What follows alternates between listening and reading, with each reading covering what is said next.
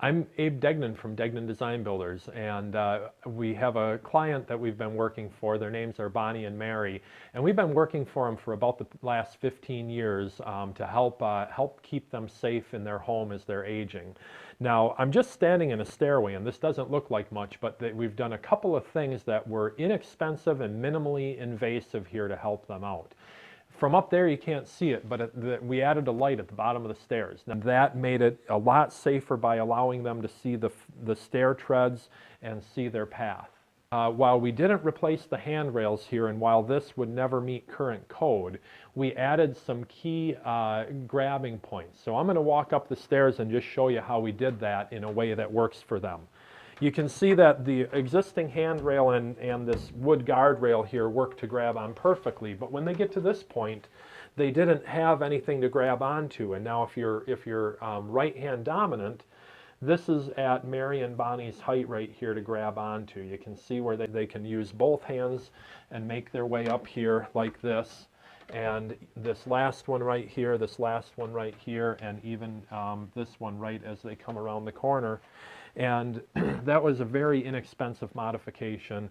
There's nothing to do with building code on it because it was an existing thing, but it's a very good way to help out. One of the other projects that we did here was a full bathroom remodeling. Now, a couple of little things that may or may not be a big deal, but the toilet is a comfort height toilet, a little higher. It makes it easier to stand up and sit down. Having the linens accessible in a small bathroom in a house of 50 years old is important. So just adding a toilet topper cabinet also helps. The biggest thing of importance, though, is in the bathtub and shower here.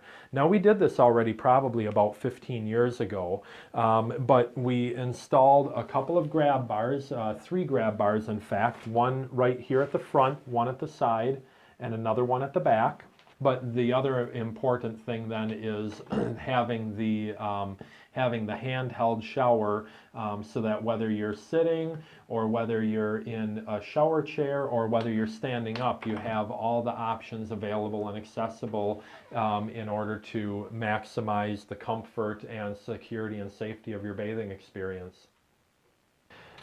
So Bonnie is going to demonstrate how she uses the front door when she comes in the front door. We just made minimal modifications, again putting up a couple of secure handles to help her with her mobility in and out of the house. So I think the first project that we did here actually was taking part of the foyer closet and turning it into a main level laundry closet. This foyer closet used to be quite long here, and you can see that now we have just this small double door with an adequate amount of space for jackets and things of that sort. While we were at it, we were also able to make space enough to install a fold-down ironing board.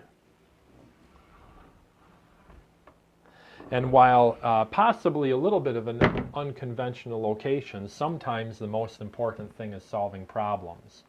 But the real thing that we want to take a look at is the laundry. So we stole a little bit of space from that closet, about 3 or 4 feet deep, and created enough room here for a stackable washer and dryer. We had an unfinished basement, so it was relatively easy to bring the plumbing and the electric and the dryer venting through the basement floor and into this area here. We had to be very careful in planning because well, you might be able to see here, the laundry is literally right up against the wall over on this side with just a couple of inches of space here. There's adequate air circulation that we created by leaving a large gap at the bottom of the door so that when the laundry is running, we have a solid core door here to help with the sound deadening, but there's an adequate amount of room for air to move under the door for the dryer airflow. And then we even took advantage of the door here and the little bit of depth that we have to put in some hanging racks for those miscellaneous things that you just never have enough room for in the kitchen. But we did this probably 15 years ago. Bonnie and Mary have been able to no longer need to worry about tripping with laundry as they go up and down their basement stairs.